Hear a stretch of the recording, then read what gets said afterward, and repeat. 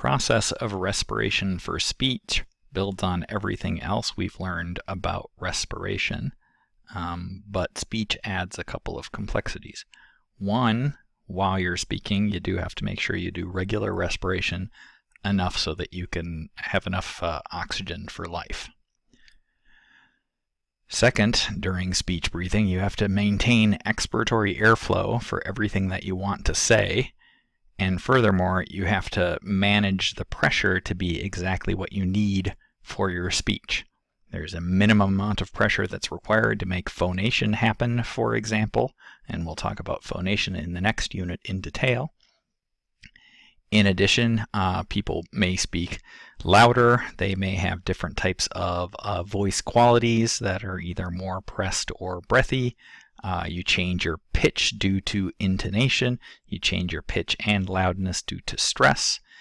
Different types of phonemes can require different levels of flow. Any phonated phoneme with voicing in it is going to require enough pressure for phonation. If you have additional noise, say from frication like in a s, or aspiration like in a t, that's going to need a certain amount of pressure as well. So we need enough air for expiratory airflow, and further we need to control the pressure so that we always have the right amount and our speech isn't too loud or too quiet or insufficiently powered. When you look at respiration for speech, the cycle is a little bit more complicated. There is forced inspiration to get an appropriate amount of volume to use for speech, followed by a resistance to the passive expiration forces, and then, if needed, additional forced expiration to cause additional airflow to happen. If you break this down by the numbers, in adults there are typically 12 to 18 cycles per minute during speech. That's actually the same respiratory rate as regular breathing. However, the volume of air that's moved in a tidal breath is larger, from 1,000 to 2,000 milliliters. And you need to maintain a pressure between 7 and 10 centimeters of water to have appropriate pressure for your speech sounds. The timing of inspiration and expiration across the cycle is quite different, since all speech happens during expiration. There are short, very quick inspiration phases for about 10% of the cycle, followed by long expiration phases for 90% of the cycle. The two graphs that we have here, the one on the upper right shows some typical speech cycles. Again, the inspiration phase is short and moves a fairly large amount of energy, and then the expiration phase is a much larger part of the cycle while the speech is happening. In this particular graph, there are a couple of cycles with a tidal volume of about 1,000 milliliters, and then one particularly long expiration with a tidal volume of 2,000 milliliters. The graph on the bottom right shows the typical range of the vital capacity that's used during conversational speech. So normally you fill your lungs to about 60% of your vital capacity and then empty them to about 35% of your vital capacity. So from fairly full to just under what your normal resting lung volume would be. So in order to maintain the appropriate pressure for speech, we have more than one complicated action that needs to take place. First, just like any other breath cycle, inspiratory muscles will be active in order to create negative pressures and draw air into the lungs.